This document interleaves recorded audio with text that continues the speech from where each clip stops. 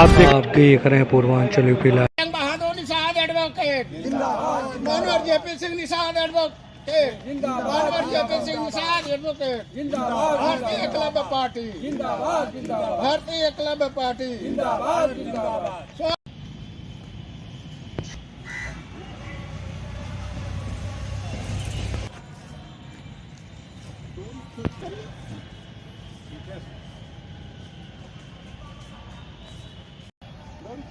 एक हाथ पकड़ लीजिए, उधर ताकते रहिए, उधर ताकते रहिए। भारतीय एकलव्य पार्टी जिंदाबाद, जिंदाबाद, भारतीय एकलव्य पार्टी जिंदाबाद, जिंदाबाद, भारतीय एकलव्य पार्टी जिंदाबाद, जिंदाबाद, मनोहर जंग बहादुर निषाद जिंदाबाद। गरीबों का हक और अधिकार है और सरकार को उसी वक्त चाहिए था कि उन भूमियों को भूमिहीनों गरीबों में बांटकर गरीब और अमीर के बीच की खाई को बराबर कर दे।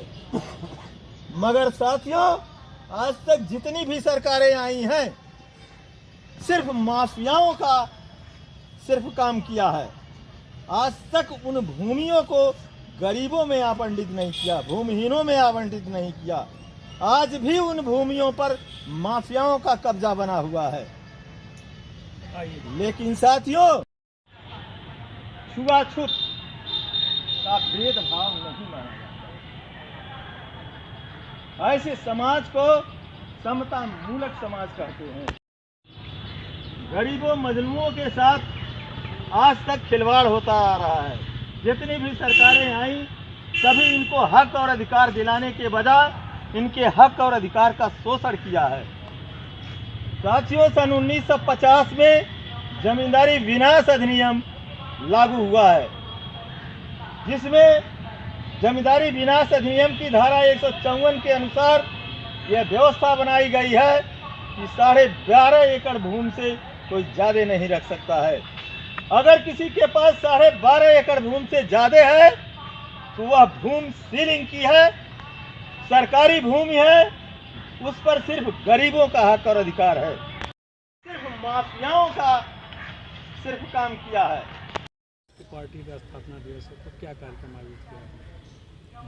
आज कार्यक्रम में भारतीय एकलव्य पार्टी यह संदेश दे रही है कि भारतीय एकलव्य पार्टी का मूल उद्देश्य भारत राष्ट्र में समतामूलक समाज की स्थापना करना, अर्थात ऊंच नीच का भेदभाव मिटा करके सबको एक समान दृष्टि से देखना। और भारतीय एकलव्य पार्टी का ये सिद्धांत इस पर लागू हो रहा है कि जमींदारी उन्मूलन एक्ट जो 1950 में लागू हुआ है, मगर जमींदारी उन्मूलन एक्ट के अनुसार किसी व्यक्ति को 12.5 एकड़ से ज़्यादा भूमिधरी भूमि रखने का अधिकार नहीं है।